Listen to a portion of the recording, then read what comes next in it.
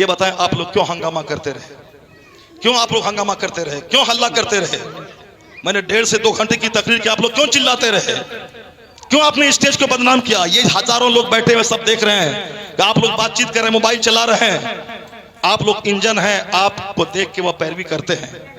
बस असद भाई आ जाएं, खड़े हो जाएं, नात पढ़ दें, यही है। 2 घंटे जो मैंने शरीयत पेश किया, कुरान हदीस पढ़ा, उसका क्या हुआ? ये सारा मजमा सुनता रहो और आप लोग चिल्लाते रहो और बात करते रहे और कहते हैं कि आलिमों का एहतराम नहीं है। गरीब नवाज ने कहा है कि आखिर जमाने में आलिमों को बकरी के चरवाही की तरह मारा और हकाया जाएगा। ये जाहिल खेत छोड़ के नमाज पढ़ने आएगा और आप सड़क पे रुमाल झाड़ेंगे और बोलेंगे आलिमों का एहतराम नहीं है। नहीं बोले आलिमों का एहतराम, खुद आलिम बन के दिखा दें। ये कौम तो पांव चूमने को तैयार है। आपको सारी कौम देख रही है। मैं कुछ नहीं बोला आपको इस 2 घंटे के दरमियान में। बहुत चिल्लाया आपने, बहुत बोला आपने जलसे के तकद्दुस को पामाल किया है। आप जब आप दीनी गुफ्तगू का एहतराम नहीं करेंगे, फिर आपका एहतराम कौन करेगा?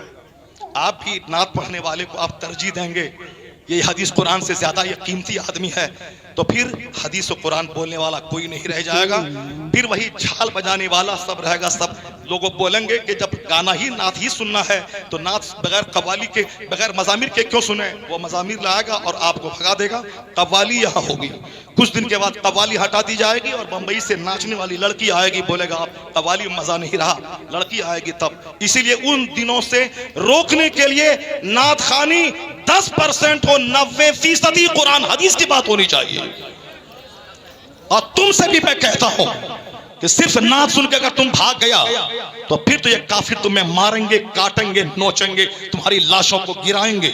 यही इस्लाम सिखाता है कि गाना गाएं। अगर तुम नात सुनने के बाद भागेगा, नात सुनना जरूरी नहीं है, कुरान सुनना जरूरी, हदीस सुनना जरूरी, बुजुर्गों की बात सुनना जरूरी।